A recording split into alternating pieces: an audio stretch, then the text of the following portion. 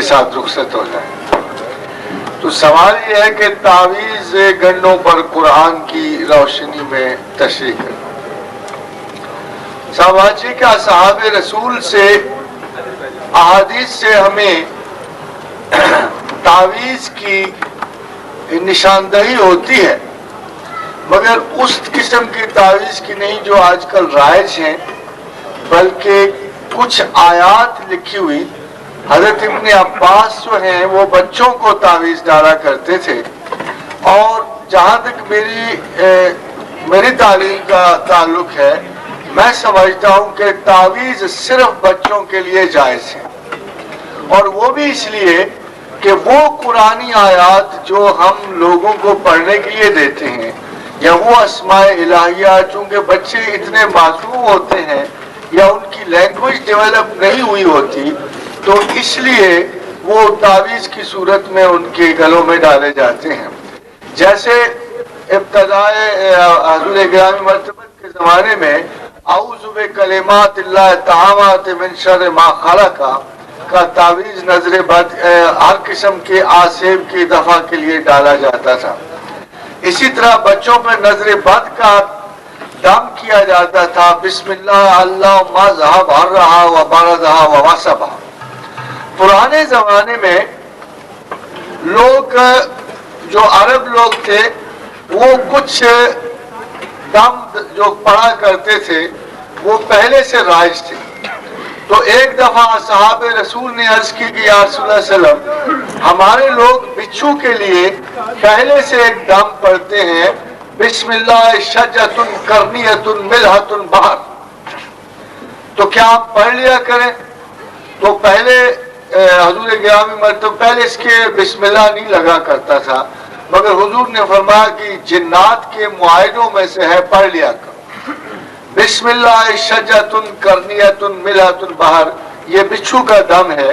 جو پہلے زمانے میں اہل عرب پڑھا کرتے تھے۔ تو پھر حضور نے اس کی اجازت دے دی اور یہ فرمایا کہ یہ جنات کے معاہدوں میں سے ہے، پڑھ لیا کر۔ تو اس سے ایک بات جو واضح آتی ہے کہ یہ کرس کراس اور یہ مربع اور یہ ابجدی حروف، اس قسم کا تعویذ تو اس وقت کوئی بھی رائج الوقت نہیں تھا۔ ایک دفعہ اصحاب ایک جگہ سے گزرے جس قوم کے سردار کو سانپ نے کاٹ لیا تھا، تو حضور نے ان صحابی نے اس سے پوچھا کہ تم میں سے کوئی صاحب جو ہے نئے دین والوں میں سے کوئی دم کرنا جانتا ہے، جھاڑ کرنا جانتا ہے؟ تو جو صحابی تھے انہوں نے کہا کہ میں جھاڑ کر دیتا ہوں۔ پھر انہوں نے جھاڑ کیا اور پڑھ پڑھ کے پھونکا اور وہ آدمی درست ہو گیا۔ تو انہوں نے اس کے سلے میں بہت ساری بکریاں اور دوسرا مال دیا۔ جب وہ مدینے پہنچے تو انہوں نے ساری بات رسول اللہ صلی اللہ علیہ وسلم کو سنائی، اور ان کے دل میں یہ ڈر تھا کہ کہیں ایسا نہ ہو کہ ہم نے حرام کمایا ہو۔ تو انہوں نے پہلے پوچھنا لازم سمجھا کہ یا رسول اللہ صلی اللہ علیہ وسلم یہ مال ہمارے لیے جائز ہے کہ نہیں؟ تو فرمایا کہ تم نے کیا پڑھا تھا اس پہ؟ فرمایا یا رسول اللہ مجھے تو سورہ فاتحہ ہی آتی تھی، وہی میں پڑھ پڑھ کے دم کرتا رہا اور وہ اچھا ہو گیا۔ تو فرمایا تمہیں کیسے پتہ لگا کہ فاتحہ تمام امراض کی شفا ہے؟ پھر فرمایا کہ اس میں میرا بھی حصہ لگاؤ۔ پھر اس مال میں سے آپ نے صاحب کو کہا کہ میرا بھی اس میں حصہ لگاؤ۔ تو جہاں تک جو ہے اس کے علاوہ حضور گرامی مرتبہ خود اپنے ہاتھوں سے اپنی ذات پہ دم کیا کرتے تھے۔ وفات کے قریب بھی ام المومنین عائشہ صدیقہ رضی اللہ تعالی عنہا کا قول ہے کہ حضور گرامی مرتبہ موعظتین دم کر کے اپنے جسم پہ پھیرتے تھے۔ اس کے علاوہ احادیث میں ایک دافع آسیب ایک 10 آیات کا دم ہے، اور وہ بھی حضور پڑھا کرتے تھے۔ اس کے علاوہ حدیث موجود ہے کہ جس کو جنون ہو جائے، اس میں ایک طریقہ بھی درج ہے کہ جس کو جنون ہو جائے، سرسام ہو جائے، مراق ہو جائے، اس کے لیے صبح و شام 7 مرتبہ سورہ فاتحہ پڑھ کے دم کرو، اور جب پڑھ چکو تو اپنی زبان سے لعاب لے کر اس طرح اس کے سر میں لگا دو۔ اتفاق دیکھیے کہ 1-2 مریضوں پر میں نے آزمانے کی کوشش کی، اور جب 1-2 دن کے بعد میں امپروومنٹ محسوس کر رہا تھا تو تیسرے دن مریض ہی بھاگ گیا، اور مجھے کبھی اس تجربے کی نوبت نہیں آئی۔ احادیث میں مختلف کلمات موجود ہیں جو مختلف امراض کے لیے ہیں، اور بہت سارے مرتبہ میں نے ان کی پریکٹیکل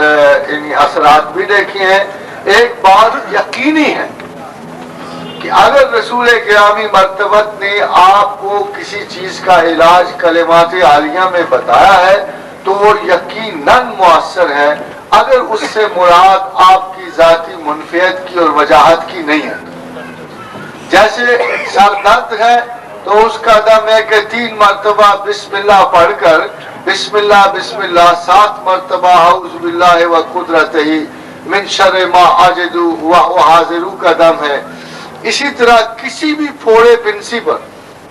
طریقہ دم یہ ہے کہ زمین پہ انگشت شہادت لگا کر مٹی کے ساتھ یہ دم پڑھے کہ بسم اللہ تربت ارضنا بریکات بازنا یشفا سکیمنا باذن ربنا، تو وہ انشاءاللہ تعالی کیسا بھی وہ پھوڑا اور کیسی بھی خرابی ہوگی درست ہوگی۔ تو اس کا ایک واقعہ میں اپنے گھر میں آپ سناتا ہوں کہ ایک خاتون ہمارے پاس آتی تھی، اس کو بیڈ السر تھے، اس کے بیٹے کو، اور ڈاکٹرز نے اسے لا علاج کر کے بھیج دیا گھر میں کہ there was no way out. تو ویسے ہی تجربہ تن میں نے کہا بڑی مدت سے یہ دم میں پڑھتا چلا آیا ہوں تو چلو پڑھ لو۔ تو میں نے وہ پڑھ کے اس پہ یعنی مٹی لگا کے، اور میں نے صرف یہ احتیاط کی کہ عام مٹی میں خاکے پا کے حرم داخل کر دی، اور اسی طرح انگلی رکھ کے میں اس پہ پڑھنا شروع کر دیا۔ تو آفٹر اباؤٹ پھر اس کو میں نے بتایا کہ تو بھی اسی طرح پڑھا کر، تو 15-20 دنوں کے بعد اس نے مجھے کہا کہ جو اتنا بڑا زخم تھا 1 روپے کے برابر رہ گیا تھا۔ تو naturally you see that was cancer,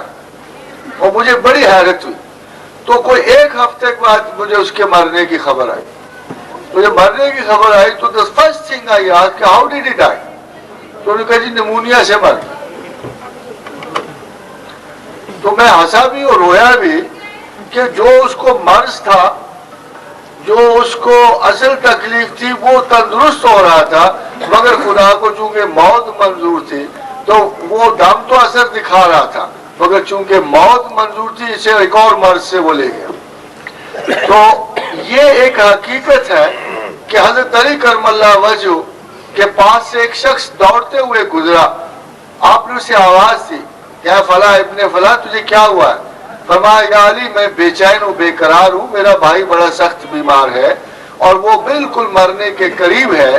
تو میں اس کی طرف بھاگ رہا ہوں۔ تو حضرت علی نے کہا کیا تو چاہتا نہیں ہے کہ وہ تندرست ہو جائے؟ تو اس نے کہا علی آپ مذاق کرتے ہیں، میں نہیں چاہوں گا یہ۔ تو کہا اس طرح کہو یا حلیم و یا کریم مشفع فلاں ابن فلاں، تو خدا موت کے سوا ہر مرض کی اس میں شفا دے گا۔ تب سے آپ یقین جانیں کہ جس شخص کے لیے بھی اسے میں نے پرائیویٹلی پڑھا یا اسے یہ پڑھنے کو دیا، آلموسٹ 100% شفا کے آثار اس میں ہوتے ہیں۔ اسی طرح حضور گرامی مرتبت نے کہا کہ جس نے بیماری میں آیت کریمہ 40 دفعہ پڑھی لا الہ الا انت سبحانک انی کنت من الظالمین، تو وہ شفا پائے گا، اور اگر شفا پائے گا نہیں اور اس کی وفات ہو گئی تو سیدھا جنت میں جائے گا۔ تو بہت سارے ایسے کلمات عالیہ موجود ہیں کہ جو خدا کے رسول کی جن کے پیچھے سند موجود ہے اور وہ اپنا اثر رکھتے ہیں۔ اب ذرا دوسری طرف آئیے کہ اللہ تعالیٰ نے وہ تعویذ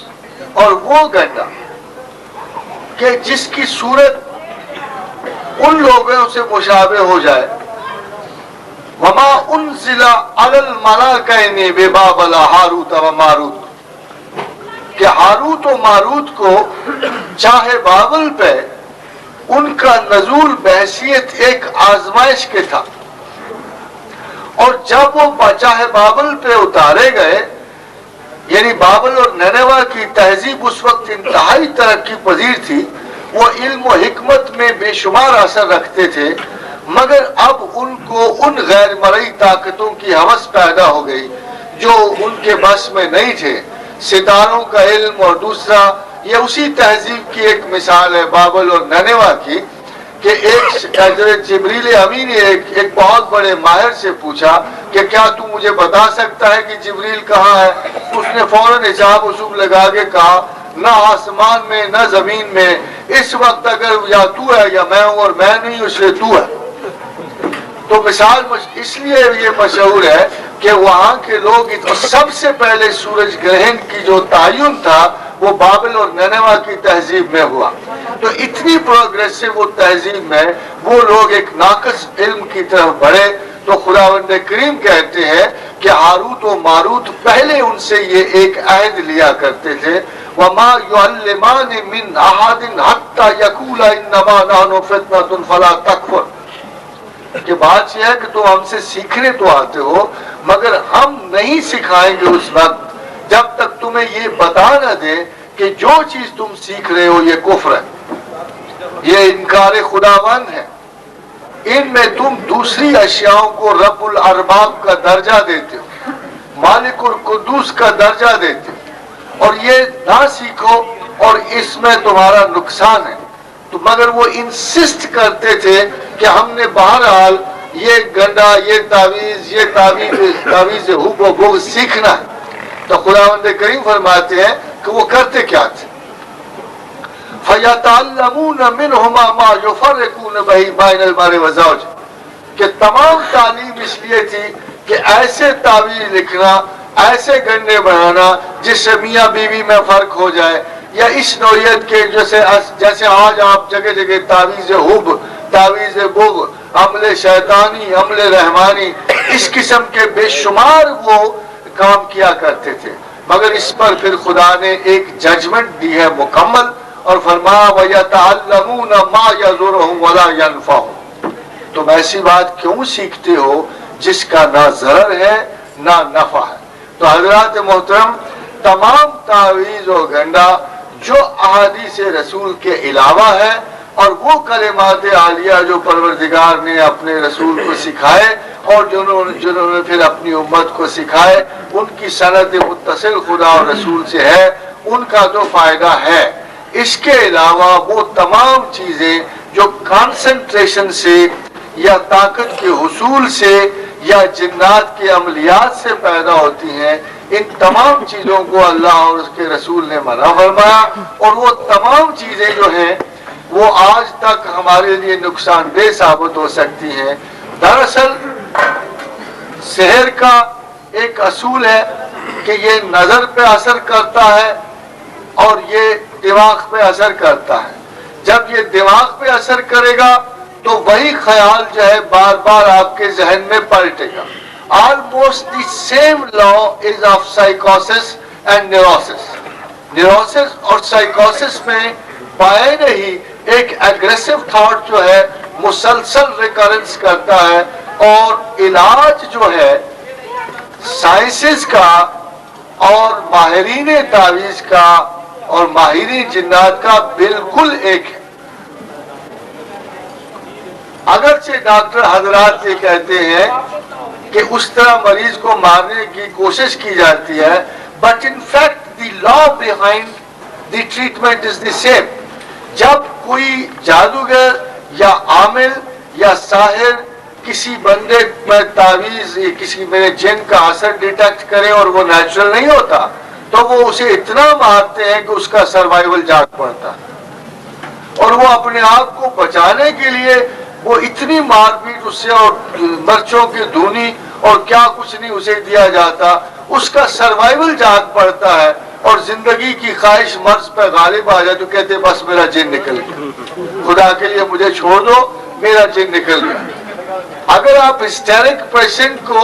میڈیکل سائنسز کی ذرا ٹریٹمنٹ دیکھیں تو وہ سنتھیٹک گیس اس قدر مکروہ ہوتی ہے کہ اس کا ایک جھٹکا ہی سروائیول پیدا کر دیتا ہے، اور مریض کو اتنی زیادہ مکروہ وہ لگتی ہے وہ کہتا ہے کہ اگر اسے دوسری بار دوں گا تو موت ہو جائے گی، بہتر ہے کہ میں مان لوں کہ میں ٹھیک ہو گیا۔ تو طریقے نارملی دونوں ایک جیسے، وہاں مار پیٹ سے بھی سروائیول کو ابھارا جاتا ہے، الیکٹرک شاکس میں بھی ریکرنس آف تھاٹ کو فور برین سے ہٹایا جاتا ہے، تو قریباً کوئی اس مسئلے میں نہ جدید سائنسز نے امپروومنٹ کی ہے، اب آ کے میڈیسن کے ذریعے اگر وہ نیند دے رہے ہیں تو بھی اسی لیے کہ ریکرنس آف تھاٹ رک جائے، مگر جنوں کا یہ علاج نہیں ہے، یہ ریلیف اسے نہیں ملتا۔ ایک تو دماغ دوبارہ بہت مشکل سے، بڑی معمولی سی کیفیت ہو تو شاید ایک آدمی نارمل ہو جاتا ہے، مگر شیزوفرینیا اور اس قسم کے دوسرے مرض جو ہیں یہ کہیں بھی درست ہوتے دیکھے نہیں گئے، and any time they can ریکر again, سوائے اس کے کہ وہ شخص اپنی بیسک جو کانسٹیچوئنٹ اس کے آئیڈیاز کی ہے اس کو تبدیل کرے اور فطرت کے نقائص کو امپروو کرے، اور وہ صرف اور صرف اللہ کی یاد سے ممکن ہے، صرف اور صرف تسبیح الہیہ سے ہی وہ مرض دور ہو سکتا ہے، کیونکہ تسبیح میں جو سب سے بڑا وصف ہے وہ انسان کو ایب نارمل اور سب نارمل ٹینڈنسی سے دوبارہ نارملسی کو لاتی ہے۔